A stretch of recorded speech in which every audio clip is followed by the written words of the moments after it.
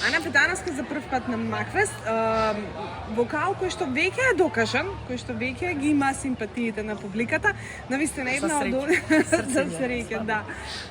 Една од оние кои што секогаш измамуваат аплауз кај публиката. Сега Макфестовската публика е малку поинаква, велат она знае добро да оцени кој го има тоа што го има. Како беше искуството да застанеш на сцена на Макфест? Искрено беше преубаво, стварно, навистина не лажам во моментов, апсолутно беше многу убаво. Ја почувствував публиката дека сам ние како пејачи секако ги чувствуваме исто како и они нас.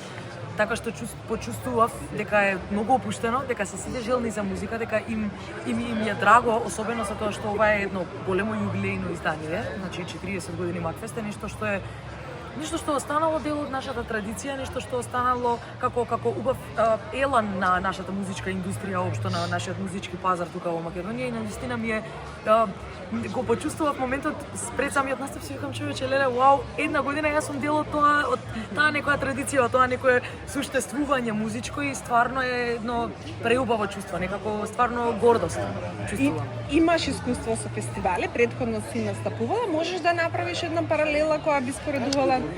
Интересно прашање, ми се допаѓа. Да, навистина, мислам, има дефинитивно, за тука многу повеќе се потресов, наискрено, бидејќи домашната публика е секогаш најмила, но и најмногу одговорност бака. Затоа што некако кога одев во странство, претежно нели последниве 2 години искуството што ги има во странство беа сепак, нели, мислам, странство, нели? И практично самиот сетинг е нешто каде што немаме наши луѓе, нешто каде што не може, ситуација и сценарио каде што не може така вешто да се очекува таа поддршка и каде што не може толку да се остварат очекувањата, и единствено се подпираш само на тоа што ти технички може да го владееш и тоа што можеш да го изнесеш како нешто вечерта на сцената. Меѓутоа, и во тој случај јас како соло one man show можам тоа да го издвојам за странските фестивали, меѓутоа нешто што е во паралела во споредба со нашиот Макфест е тоа што се почувствував дека во одговорноста, практично чувството на одговорност е поголемо тука кај нас, заради тоа што на моја огромна среќа, навистина примам многу убави коментари на дневна база, луѓето навистина чувствуваат некое воодушевување од моето пеење, има толку мили, прекрасни коментари кои што едноставно вечерва на ваков тип на настан и со самото произнесување со вака официјално премиерна соло песна почувствував дека треба да ги оправдам тие очекувања, и затоа таа е, мислам, нека главната суштинска некоја разлика. Супер. Сега малку потешко ќе биде прашањево. Повторно е со паралелата, меѓутоа, ајде кажеме за технички, од колку организацијски технички можеме да се носиме со фестивалите надвор од Македонија? Океј, да, тоа е.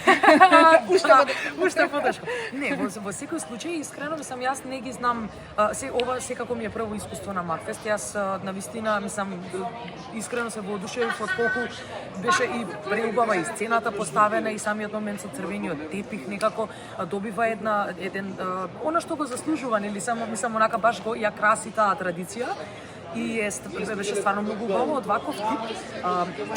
Може би во некои работи се косиме, меѓутоа во многу работи сме многу слични, затоа што еве на пример, не можам да кажам дека обично кажуваат за нашите фестивали дека временски многу поместуваме за покасно, меѓутоа вечер еве на пример навистина не се каснеше, не се доцнеше. Значи сепак е нешто што еве го делиме со, да речеме конкретно со Хрватска, би ја издвоила вака, затоа што тие се доста ригорозни во однос на временската рамка, меѓутоа ние се поклопивме буквално за 2 минути разлика, како тука. Така што навистина еве во тој поглед немаме голема разлика, наискрено.